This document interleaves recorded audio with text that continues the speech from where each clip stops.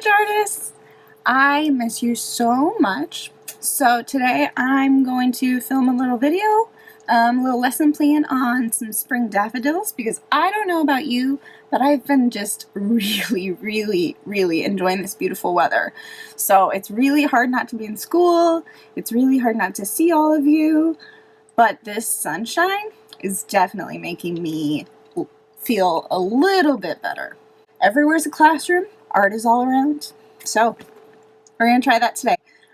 First, I'm going to go over a little bit of the supplies that you might want if you have. Now, we're all quarantined. Money might be tight, so if you don't have anything I say, do not worry about it. You can use all kinds of stuff. If you have a pencil, if you have crayons, if you have whatever, you can make anything work, okay? So, but some of the stuff we're going to use on these videos a lot, just regular old Crayola watercolors,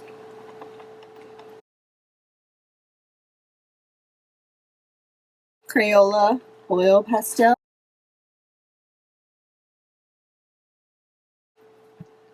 I love a good Sharpie. Now, all of this stuff, remember, you can only use with permission.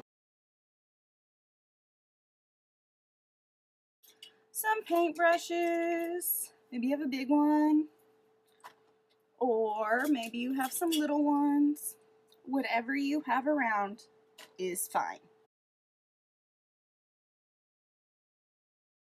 That's some basic stuff we're going to be using. We might even use some model magic. Alright, let's get started. Alright, first off, this is my art table. You can see many paint stains from years and years of use, and it has been with me through a lot.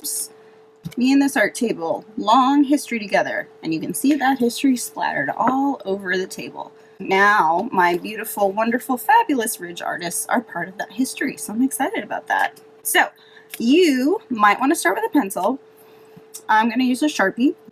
Remember, we're always planning our space. So as artists in our head, we have to make these choices about how we're going to fill this space on the page. I know I'm doing daffodils because I'm going to focus on some beautiful spring flowers, but I still have to decide where I want those daffodils. Do I want them in a pot? Do I want them growing outside?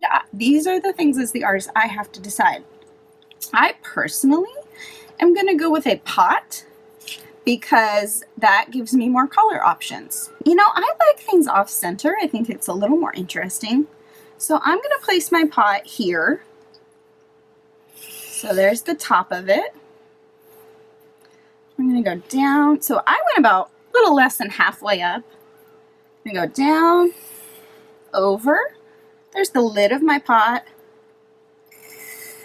I'm going to go down at a slight angle. That makes the side of the pot. And then I have all this room for my beautiful daffodils. I know I want my daffodils to take up most of the paper. So I'm going to have one above my pot. I think I'm going to have one hanging down to the side. We like to have things in odd numbers, either 3 or 5. I'm going to start with 3, and then I can always go back and change it. So now I have 3. This is the top, the opening of the daffodil. I'm going to add the cup part. And then sometimes people call them buttercups because they're yellow and they kind of have a cup shape to them. Now, remember, we have to always think about which way the flower would be facing so that our cups are going the correct direction.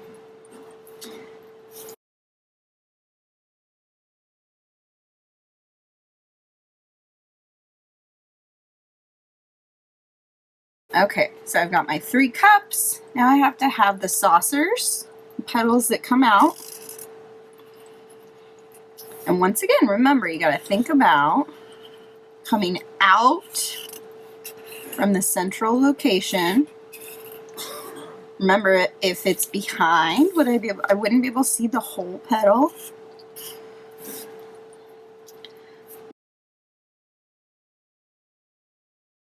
Now here, my flowers are starting to get a little close together, so some things might overlap. So I jump over and then back in.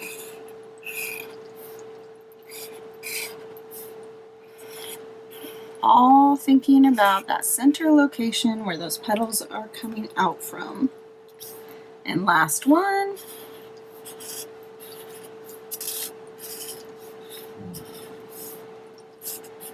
Actually, I think I'm going to put one little bud, a little buttercup that's not quite open. I'm going to put one of those right here. Okay, now our daffodils have like a really skinny, straight-ish stems. There's not really texture on them, and then they have long, thin leaves. So I have to picture where the stem would be attached to. So the center point of my petals, I have to picture that. And then I got to double that line. So now it's a shape, a stem, instead of just a regular line. So it was a line, now it's a shape. Jump over, jump over, jump over. Whew, that was a lot of jumping for that stem. Now I'm going to turn my paper so that I can kind of curve easier with this.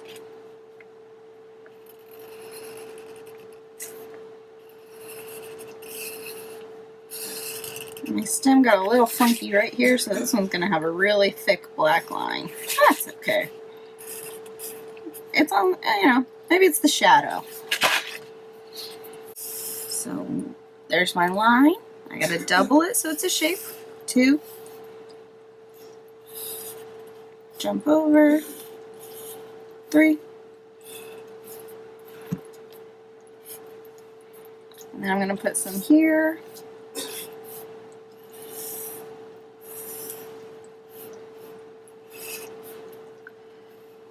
Jump over.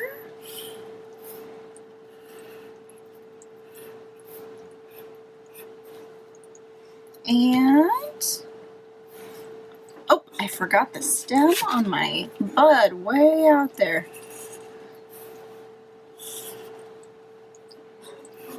Whew, I got a lot of lines going on. If I don't pay really close attention, that's going to get really confusing. So now I'm looking, I've got my balance. So I have a lot of negative space on the right, balancing out the left, which is very full. Okay, so that's going to be the drawing part. And next, we move into painting.